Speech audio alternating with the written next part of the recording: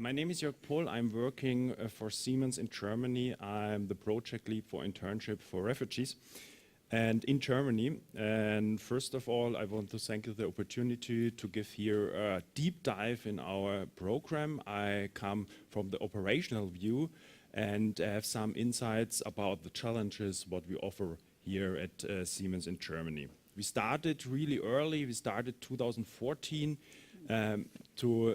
to think about what can we do for refugees. And this was before the wave really starts here in Europe, 2015, 2016.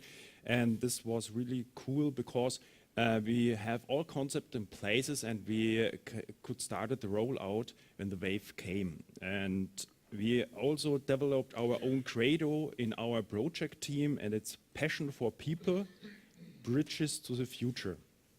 Because we think that bridges to the future are getting more and more important.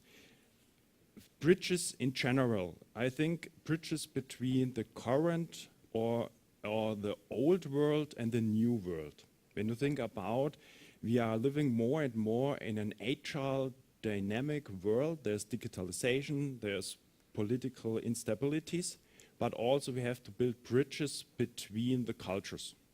And this is really key for integration. And with this background, we started to set up our refugee program. And now I will give you some information about our program within Siemens Germany, what the targets are, what we do, what were the challenges, and if you're interested in something operational, what really challenges us, what are the lessons learned, please come back to me by the app or you can call me later or send me an email or something. For example, 2016, we donate 2 million euros to third-party aid projects like Hurt for Children or Help for Africa. But this is not enough. This is money, it's really, really important.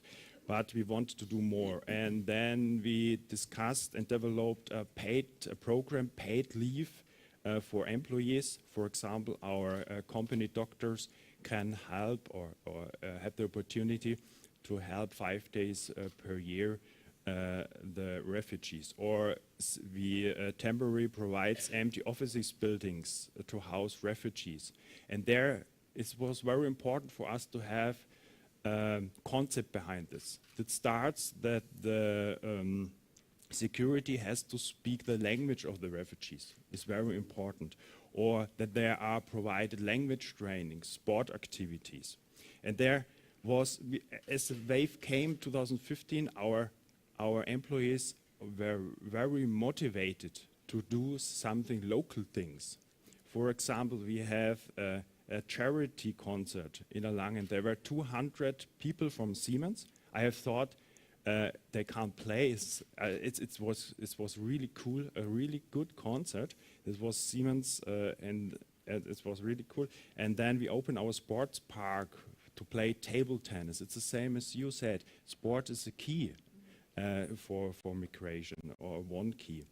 And for the labor market integration, we set up internship for refugee program. First of all, what are our goals, our targets?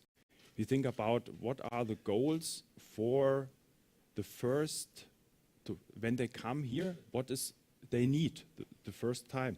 And then we said, oh, we want to give the refugees an understanding of a job market, evaluate themselves, evaluate the skills, how they stand, to know how a concern in Germany, a big company works, how is the structure.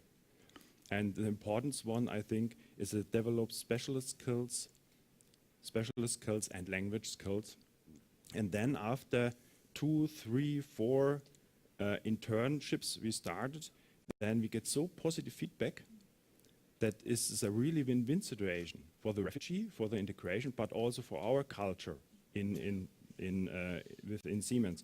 And we want to encourage a culture of tolerance, acceptance, remove prejudices, take responsibility. Our CEO says the ownership culture is very important, that we take the opportunity to take the ownership and make something and encourage volunteering within the company. And as a company, a a clear positioning to such an important social political issue, and to be a little pioneer or a role model for other companies to say, yes, we want to start too. And the setup was not so easy. You have to clarify a lot of things, issues. It begins formal things, contracts. Can we use the normal contract for internships? No, it's not possible, really. You have to make a special contract. Or what are the recruiting channels? This is really important to get the right applicants. We use the agency, we use a voluntary organization, we made marketing campaigns in refugee houses. We go there and explain our program, and then we hire them. Then you have to think about intercultural prerequisites. Do we need rooms for praying? Or we have interns in canteens. They're not allowed to touch meal or something, or to taste meal. Is there internship possible in a canteen?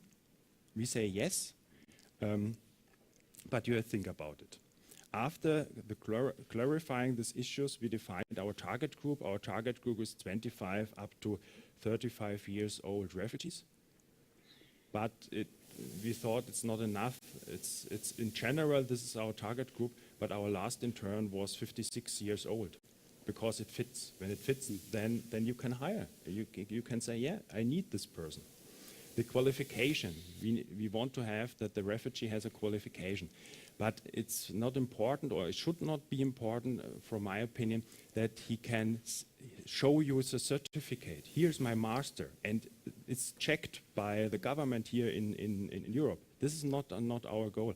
Our goal is to have a direction, because they should not do, how can I say, silly work.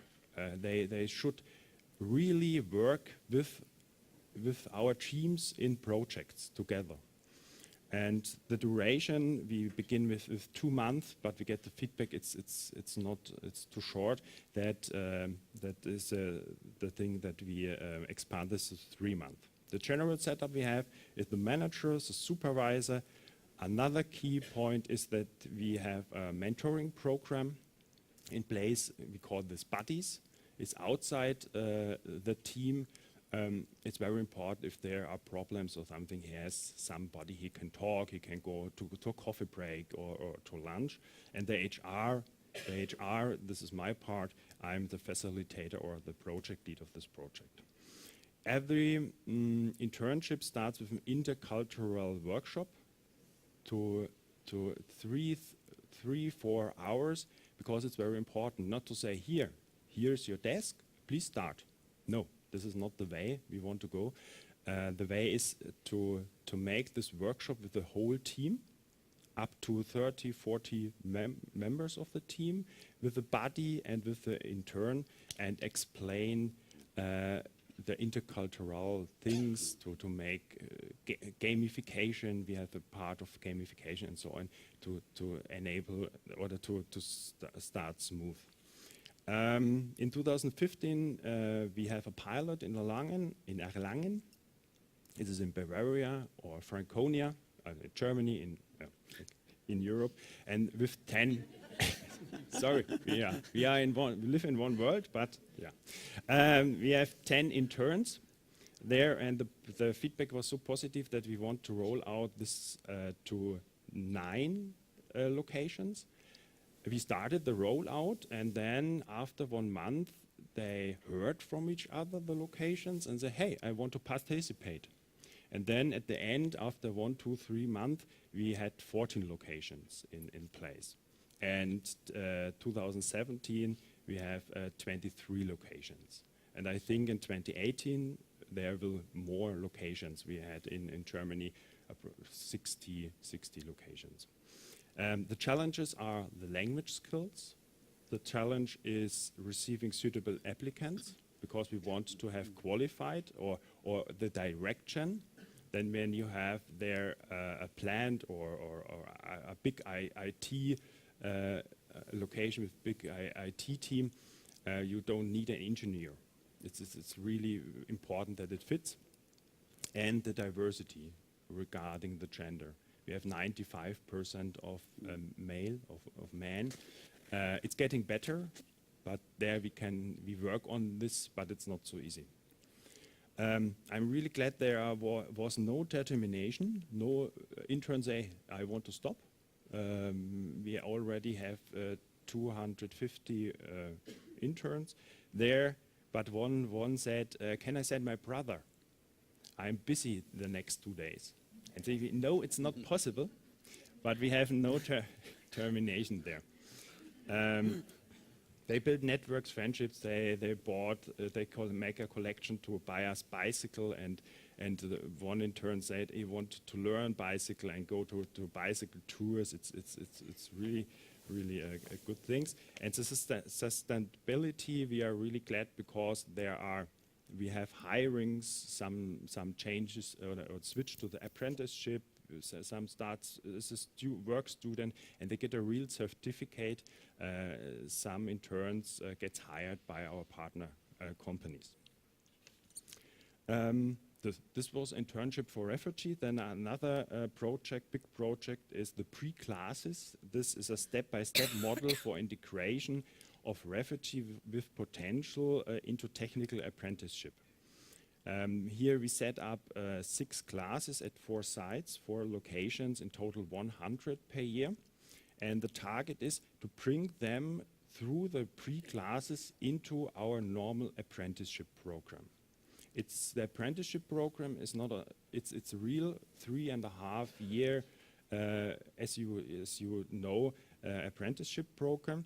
We start with a welcome day to meet each other, the pre-classes to explain our educational system, and then when it fits, they get members to the pre-classes. They get language trainings, work preparation trainings, application trainings, integration training, and there's also the mentoring program from our own apprentices. It's because you need somebody there for the integration. You can teach language, or you can teach work skills or something, but he or she need somebody there also. And there we are really glad 50%, over 50% of the participants of these classes, we can start an apprenticeship at Siemens or a partner from us. On the other, we supported them to find other solutions like internships or to start studying. Here the challenge are the same language skills. And 2 other things, it's really important that we work on in the society, or we work as a company. There's a high social pressure to earn money. They come to us and want to earn money, to have money for their families. This is a big problem, and a little understanding of our dual apprenticeship system in Germany. We have to explain them in detail that when you have an apprenticeship, after this, you are a really glad person because you have enough money to live here and to have enough money for your families. Yeah, my last, I think I'm at the end for the success factors. It's a local network you have to build up, you have to find the right persons. A social incorporation via cultural activities or sport. The language is the key, provide language trainings. And another success factor is for me and for our concept people is an overall network. We are proud to be a member of the Charter of Diversity here in Germany. And the network is very useful to share practices, best practices, concepts. And this is very valuable for us to also to encourage other companies to foster or to begin, to start, to build up, to expand their refugees activities. Thank you very much for your attention.